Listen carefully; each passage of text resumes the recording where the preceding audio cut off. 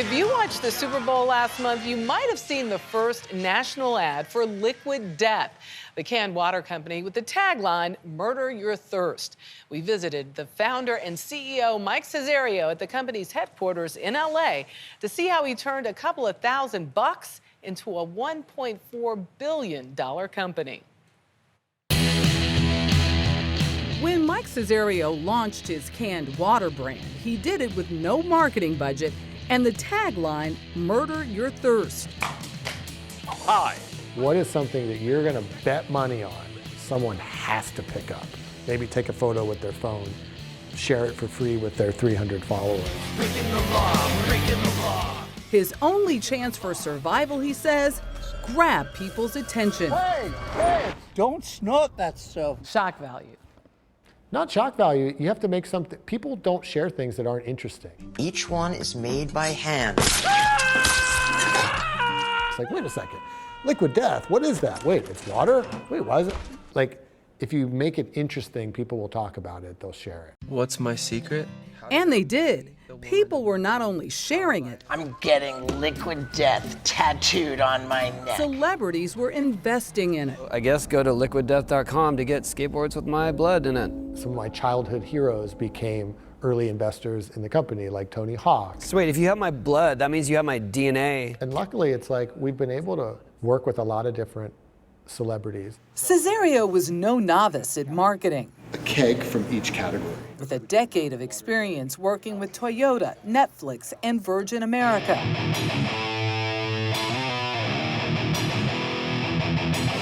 He felt the best strategy was building a marketing team like an SNL writer's room.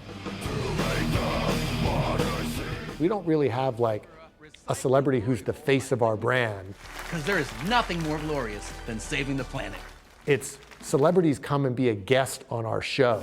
Hi, I'm comedian and board-certified plastic surgeon, Whitney Cummings. And we write custom funny content of how to use them in a way that people aren't used to seeing them, which is kind of like a guest on SNL. Now, we can use old plastic bottles to enhance anything. I think it's essential for brands in the modern age to legitimately entertain people. You can't just get away with like forcing it on people like it was in the past. Nothing is like it used to be. In 2023, the global bottled water market surpassed soft drinks by more than $50 billion as alcohol and soda sales decline.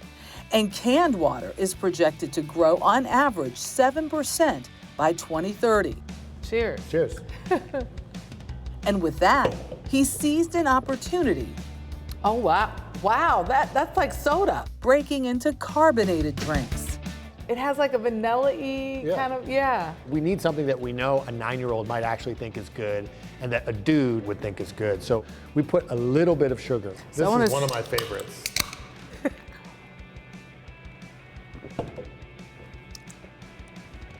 That's root beer. Yeah. Cessario developed his sense of taste growing up in Delaware, playing in punk bands and skateboarding. What was it about your upbringing that started you on this path of, one, not just being curious, but also being a bit adventurous in a space that a lot of other people might say, hey, that's well occupied?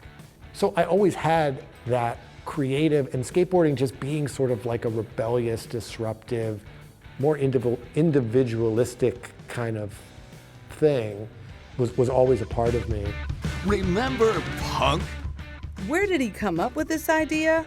At a Monster energy drink concert back in 2009. That's when he noticed something a little suspect, but brilliant. That premise was, they're the official beverage sponsor, and they don't want them drinking other products on stage. However, they're like, this is outside in the hot sun, so you've got to give them water.